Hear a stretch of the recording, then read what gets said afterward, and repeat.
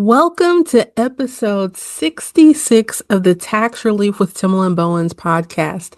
In today's episode, we are going to move forward with the updates with the One Big Beautiful Bill Act.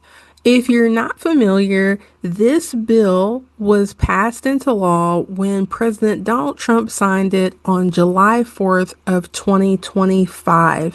What this does is it extends some of the things that he signed into law under the Tax Cut and Jobs Act in 2017, right? So that went into effect for 2018 and was set to sunset or expire December 31st of 2025. Welcome to the Tax Relief with Timalyn Bowens podcast. Are you behind on taxes? Is the IRS threatening you or your business? Are you overwhelmed and confused about how to resolve your tax issues? Let's join Timalyn as she explains your options and how she may be able to help. Timalyn Bowens is America's favorite EA. Welcome to episode 66 of the Tax Relief with Timalyn Bowens podcast. In today's episode, we are going to move forward with the updates with the One Big Beautiful Bill Act. If you're not familiar, this bill was passed into law when President Donald Trump signed it on July 4th of 2025. What this does is it extends some of the things that he signed into law under the Tax Cut and Jobs Act in 2017, right? So that went into effect for 2018 and was set to sunset or expire December 31st of 2025. So the expansion of the child tax credit, that will stay and even be expanded a little bit more. It also is going to take away some of the things that President Biden did under his term as president. So we are seeing the electric vehicle credits go away. We're going to see some of the energy credits go away for home and commercial upgrades. All right. But with the One Big Beautiful Bill Act, there are also some additional things. So in the previous two episodes, I've talked about the overtime deduction and no tax on tips deduction. In today's episode, we're going to talk about one that is likely going to be more relevant to a lot of Americans. That is the no tax on car loan interest. So, as a disclaimer, no tax on car loan interest doesn't mean that it's not taxable income. Instead, it means that now we have a new deduction where you can reduce your taxable income by the amount of car loan interest that you paid. Okay? So this deduction is going to be effective for tax years 2025 through 2028. And I said this in the very first episode, and I just want you to keep in mind, anything that is effective from 2025 through 2028 means the last time that we see this on a tax return is going to be the 2028 tax return that we file in the spring of 2029. Okay? So when we get to 2030, President Trump will no longer be president. Someone else will be in office when this goes away. It won't necessarily be that that person made it go away. If Congress does not decide to extend this, then it will go away, and whoever's president at the time will be holding the bag, and it will look like their fault. Okay? But the truth of the matter is that the Trump administration has not made this a permanent deduction. It's only effective for 2025 through 2028. All right? So not all car interest is going to be eligible for this deduction. All right. It has to be interest paid on a loan for a qualified vehicle. With that, it has to be for personal use and it has to meet other eligibility criteria.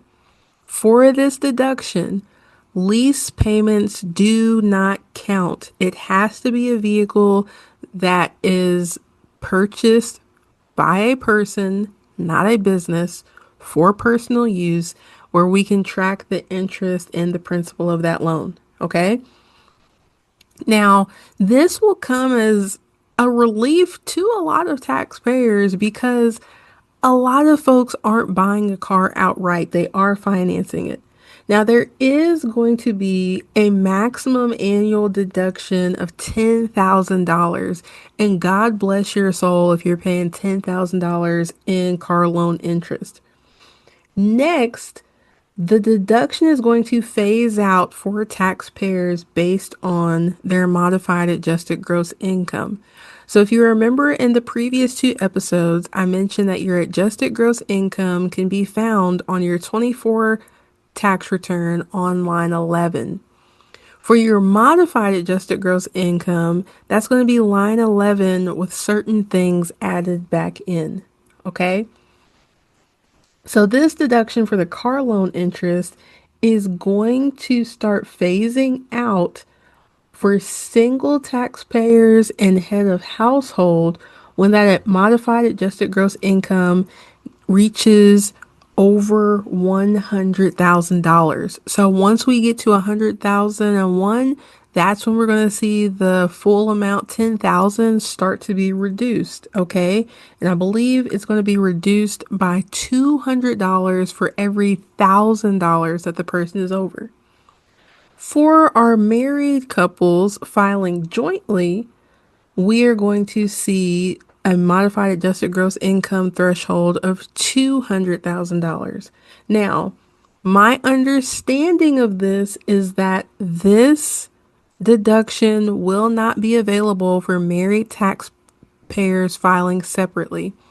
Similar to the same way that taxpayers who are married filing separately cannot claim the student loan interest deduction. Okay? So, for the interest to be qualified, it has to be for a loan that originated after December 31st, 2024. So essentially, if you purchased the car this year, 2025, and you've paid the interest this year, that's checkbox one for it to be qualified interest. Number two, as I mentioned before, it has to be used to purchase a vehicle that is for personal use and the original use of which starts with the taxpayers. Okay? Used vehicles do not qualify, is what that's spelling out. All right? Because the original use starts with the taxpayer. Highlighting again, these are not for business or commercial use. And there has to be a secured lien on the vehicle. So when you purchase a car and you finance it, the name of the lender is also going to be on the title of that vehicle, and that is the lien. All right. So that must be present in order for this to be qualified interest. So again, secured by a lien on the vehicle for personal use only. This needs to be a new car, and the loan has to have originated after December 31st, 2024. So again, anything from January 1st of 2025 through December 31st of 2028 as of right now, right? Because anything could happen, just like the Trump administration has come in and changed the rules for the um, energy efficient credits, the electric vehicles. Who knows? President Trump may not be president next year, and whoever is coming in after him could come in and change these stipulations. All right. So, if a qualifying vehicle loan is later refinanced, interest paid on the refinanced amount is generally going to be eligible for the deduction as well, right? So maybe somebody didn't have that great of a financial situation. They purchased the car in February of this year, 2025, but when we look in February of 2026, credit score is way up higher. They have less debt and they decide to refinance. What I just explained is that the amount that they have to pay to refinance that, the interest paid there is going to be eligible for the deduction. Now, when we're looking at what type of vehicle is qualified, remember a few years back when we had the bonus depreciation and people were talking about buying G Wagons to write the whole thing off. When we're looking at this, there are going to be certain stipulations for what a qualified vehicle is. It has to be less than 14,000 pounds. It can be a car, it could be a minivan, a van, an SUV, a pickup truck, motorcycle. All right. But it has to have undergone final assembly in the United States. So, what does that mean? That means the location of final assembly will be listed on the vehicle information label attached to each vehicle on a dealer's premise. So if you followed the whole thing with the EV credits where taxpayers could get $7,500 in a credit, that final assembly had to be in North America. So I do want to point out the difference here. For this car loan interest deduction, it specifically states that it has to be have final assembly in the United States, not just North America. Okay? For taxpayers, this is going to be available for people even if they don't itemize on their tax returns. So that's great. So again, comparing it to the student loan interest, that shows up on Schedule 1. But we have folks who may pay mortgage interest, but maybe they can't take advantage of that on their tax return because they itemize and they may not have enough itemized deductions for that to make sense. Well, this car loan interest is going to be similar to the student loan interest deduction. You can deduct that as a taxpayer whether you itemize or not. So that is going to be a big plus for a lot of people who meet the other qualifications. Okay.